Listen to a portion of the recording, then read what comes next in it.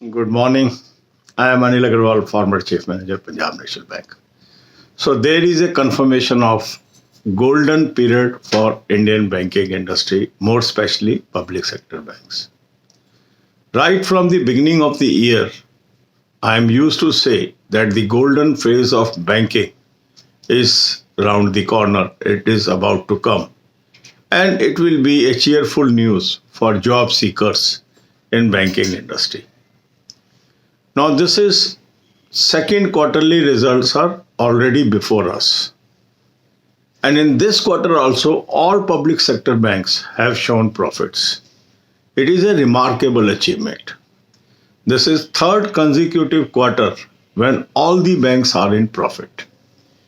If we look at the last 5 year history, usually one or another bank was in loss. And there was suppression of vacancies in last 5 years in banking industry. But this year trend is reversing for a better future. Now if we look at a very crucial factor that determines the future of banking industry is the level of net NPA.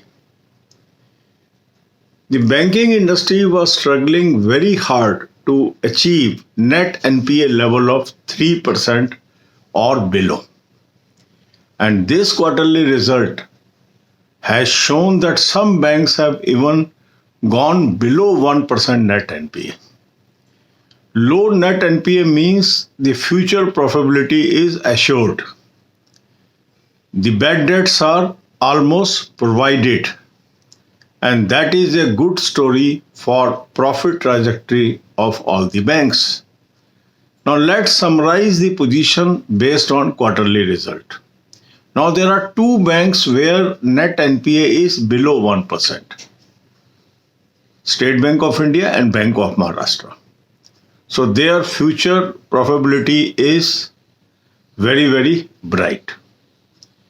Then there are four banks in the bracket above 1% but up to 2%. That is Bank of Baroda, UCO, Indian Bank, Bank of India. So profitability is assured for these banks also. Then above 2% but up to 3%, there are five banks. IOB, Punjab Singh Bank, Union Bank, Central Bank, Canara Bank. That means 11 bank out of 12 are now below 3% net NPA. That assures good profitability in future. Now the only bank that is above 3% net NPA is PNB. And PNB is making all out effort to bring its net NPA below 3% by December quarter. And that's why they provided high amount in first two quarters. And that is the reason their profitability growth is not as high as other banks, because they are aggressively reducing net NPA. So if they are able to achieve net NPA level below 3% in December quarter, that means all the 12 public sector banks will be having net NPA below 3%, and this achievement will happen around 10 years after. Almost 10 years ago, we were seeing the levels below 3% in most of the banks. So last 7-8 years, the public sector bank lost the profitability. There was a sudden rise in NPAs, sudden rise in defaults, and now they are coming back to the track.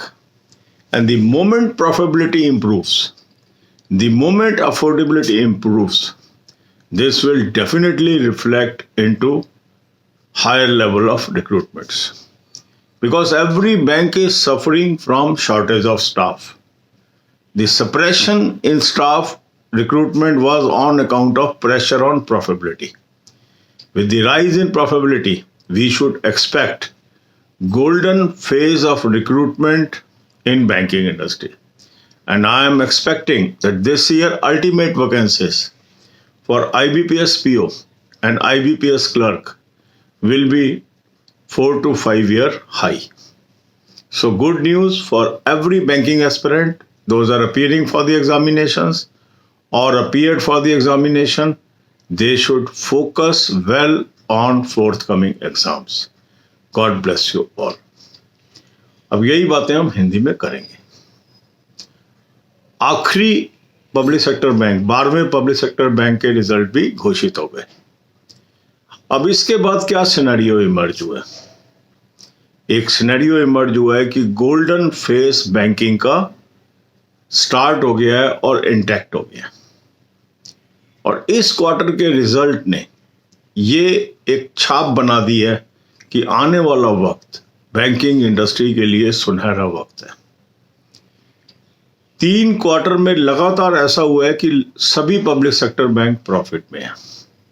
अगर हम पिछले 5 साल की history देखें तो हर quarter में कोई ना कोई बैंक लॉस में था. मगर पिछले 3 क्वार्टर से निरंतर इंप्रूवमेंट आने के बाद अब ऑलमोस्ट प्रॉफिटेबिलिटी सभी बैंकों में आ चुकी है. आज से कई वर्ष पहले बैंकिंग के अंदर लॉस शब्द था ही नहीं. बैंक रिजल्ट का मतलब ही था प्रॉफिट है. पर पिछले 4-5 सालों के अंदर ये शब्द बहुत तेजी से बैंकिंग इंडस्ट्री में आता गया और बैंकिंग इंडस्ट्री को अफेक्ट करता रहा. अब अगर हम देखें जो ये आंकड़े आए हैं 12 बैंकों के और इसको एक पैमाने पर नापें, जो पैमाना आने वाले वक्त की प्रॉफिटेबिलिटी को एश्योर करता है वो है net NPA level. Net NPA level से ये पता लगता है कि जो एग्जिस्टिंग बैड डेट्स हैं उसमें से कितना प्रोविजन ऑलरेडी डल चुका है और अब आने वाला वक्त कितना अच्छा है बैंकिंग इंडस्ट्री के लिए.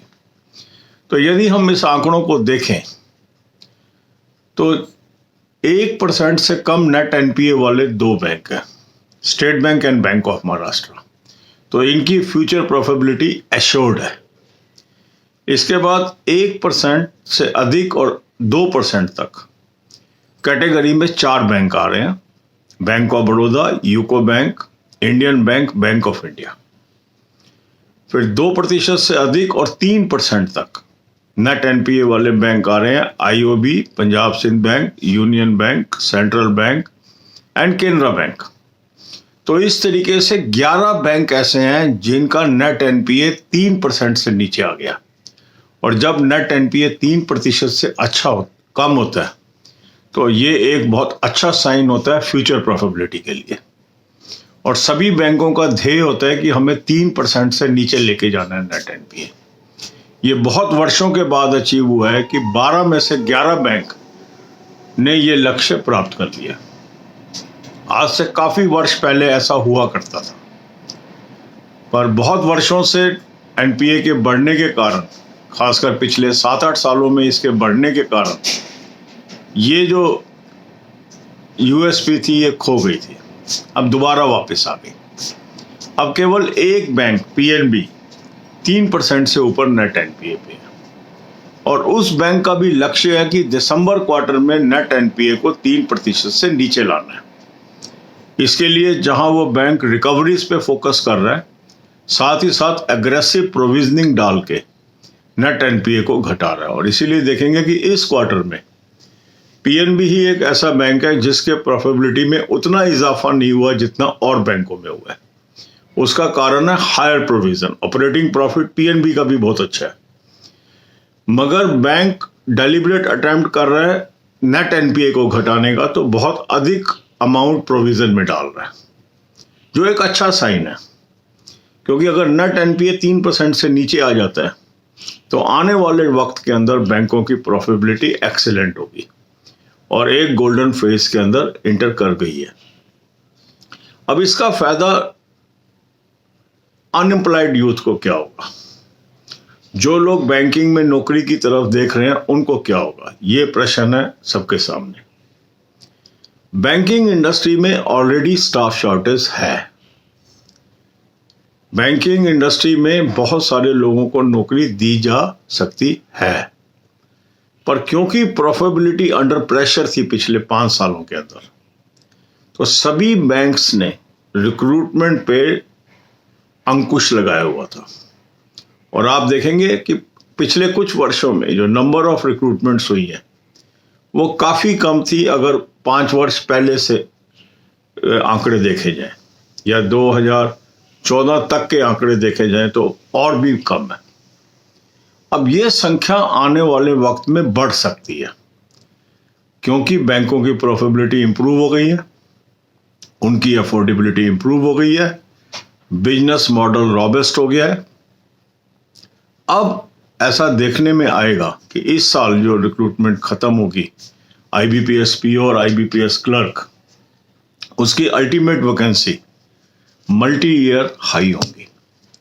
जब हम मल्टी ईयर हाई की बात कर रहे हैं मीन्स पिछले 4-5 वर्षों के मुकाबले हाईएस्ट होने की पूरी संभावना है, क्योंकि 2 क्वार्टर के अच्छे रिजल्ट आने के बाद और तीसरे क्वार्टर के रिजल्ट देखने के बाद अधिकांश बैंक अपनी रिक्रूटमेंट फिगर्स को रिवाइज करेंगे और ये रिवीजन अपवर्ड होगा और ये वैकेंसीज आईबीपीएस को जनवरी से मार्च क्वार्टर के दौरान रिपोर्ट हो सकती हैं, क्योंकि 31 मार्च लास्ट डेट है वैकेंसीज को रिपोर्ट करने की।